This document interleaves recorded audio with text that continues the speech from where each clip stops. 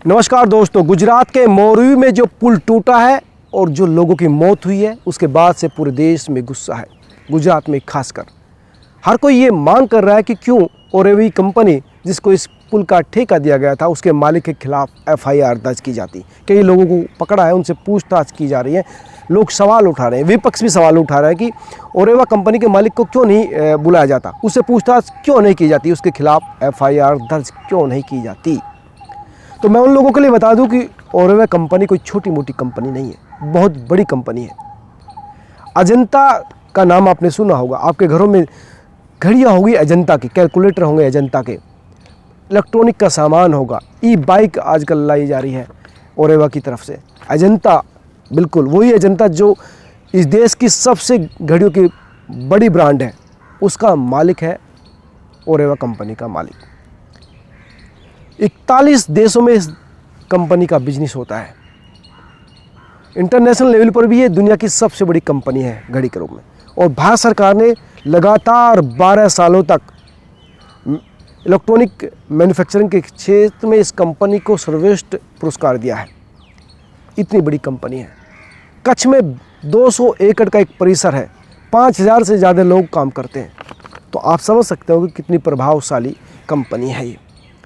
इस कंपनी के मालिक जिसका नाम है जयमुख ओघवराव जी पटेल, ओरेवा की वेबसाइट पर बीजेपी के तमाम नेताओं के साथ इनके फ़ोटो हैं। बीजेपी के साथ साथ क्या, कांग्रेस के साथ भी इनके फ़ोटो हैं। अब आप इस कंपनी का इतिहास देखेंगे, समझेंगे और इसका इफेक्ट समझेंगे तो आपको समझ में आ जाएगा।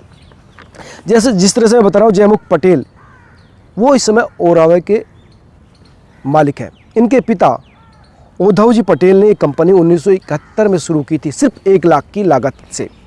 4 पार्टनर ने इस कंपनी को शुरू किया था। 15% का हिस्सा था, यानी 15,000 उद्धव जी के थे।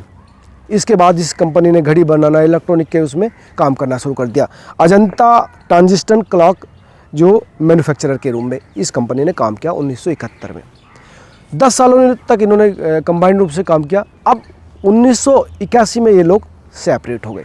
अजंता ब्रांड अब उद्धव जी के नाम पर आया और उद्धव ने अजंता पर जो क्वार्ट क्लॉक है उस पर बहुत सारा काम किया और पूरी दुनिया में इस ब्रांड को पहुंचा दिया। देश का तो नंबर 1 है ही, दुनिया का नंबर 1 जो घड़ी का जो ब्रांड है इसको अजंता को पहुंचा दिया। अजंता सिर्फ दीवार घड़ी तक ही सीमित नहीं रही, बल्कि इलेक्ट्रॉनिक घड़ियों तक भी ये पहुंची और उसमें भी इसने बहुत बड़ा डेवलपमेंट किया। अब जो उद्धव जी पटेल थे, जिसे मैंने बताया कि ओरेवा के जो मालिक है जयमुख ओघवराव जी पटेल, जिसे गुजरात में ट्रेडिशनल है कि अपने नाम के पीछे पिता का नाम लगाया जाता है। तो जयमुख पटेल अपने नाम के पीछे जयमुख जो उद्धव जी पटेल लिखते हैं। जयमुख पटेल ने 1983 में बीकॉम किया था, कॉमर्स से ग्रेजुएशन किया था और उसके बाद अपने पिता के साथ बिजनेस में आ गए और लगातार काम करते रहे। 2012 में उद्धव जी पटेल की मौत हो गई। इसके बाद जो परिवार की हिस्सेदारी बटी, भाइयों में हिस्सेदारी बटी, तो जयमुख पटेल ने अपनी नई कंपनी बनाई ओरेवा। ओ जो ओघव के नाम से पिता का नाम ओ और रेवा जो माता के नाम से आए, तो ओरेवा ग्रुप का इस तरह से जो पेरेंटिंग कंपनी है वो अभी अहमदाबाद में जो अजंता के नाम से काम करती है। ई बाइक है, एलईडी बनाती है, कैलकुलेटर है, तमाम तरह के जो उत्पाद है, बिजली के सामान है, वो तमाम चीज़ें जो है अजंता बनाती है। देश का बहुत बड़ा ब्रांड है। पटेल समुदाय जो है गुजरात के में बड़ा प्रभावी है, राजनीतिक रूप से काफ़ी सक्रिय है, उस पर भी इफेक्ट रहा है। उद्धव जी का पटेलों में बड़ा इफेक्ट था और उनके बेटे का भी है। और बीजेपी और कांग्रेस दोनों के साथ इनका रिलेशन रहा है। हालांकि क्योंकि बीजेपी लगातार 27 सालों से वहाँ पर सत्ता में है, तो जाहिर सी बात है बीजेपी के साथ ज़्यादा जो है नज़दीकी दिखेंगे। वो उनकी वेबसाइट पर फ़ोटो के साथ भी दिखती है। लेकिन इनका तमाम पार्टी में काम है, सामाजिक रूप से भी काफ़ी एक्टिव रहते हैं, काम करते हैं। जो मैंने बताया कि 5000 के करीब महिला अभी भी काम करती है। 1980 में 12 महिला के साथ काम करती थी और ये अपनी महिलाओं की शादी में भी पैसा खर्च करते हैं, शादी करवाते हैं तो पैसा देते हैं। यानी सामाजिक सुरक्षा भी अपने जो है जो कर्मचारी उनको रखते हैं। लेकिन यहाँ पर जो मोरबी में जो घटना हुई है, जिस तरह से एक छोटे से लालच ही कहेंगे कि जिस तरह से बिना पूरी पुल की मरम्मत का छोटे से हिस्से की सिर्फ लकड़ी की जगह जो है नीचे जो बिछने वाले हैं उसको हटाकर केबल की तरफ कोई नहीं ध्यान दिया गया, उसके बाद ये दुर्घटना हुई। यानी केबल का जो ऑडिट होना चाहिए था वो नहीं हुआ, सिर्फ पुल जहाँ पर चलते हैं वहाँ पर लकड़ी की जगह लोहे का एल्यूमिनियम की जो है प्लेट डाल दी गई और इसके बाद से पूरे देश में मांग की जा रही है कि ओवेरा कंपनी के खिलाफ एफआईआर दर्ज होने चाहिए, क्योंकि ओवेरा का नाम भी एफआईआर दर्ज में नहीं है, बल्कि इनडायरेक्ट रूप से लिखा था कि वो कंपनी जिसको ठेका दिया गया था उसके मालिक के खिलाफ कार्रवाई की बात की जा रही है।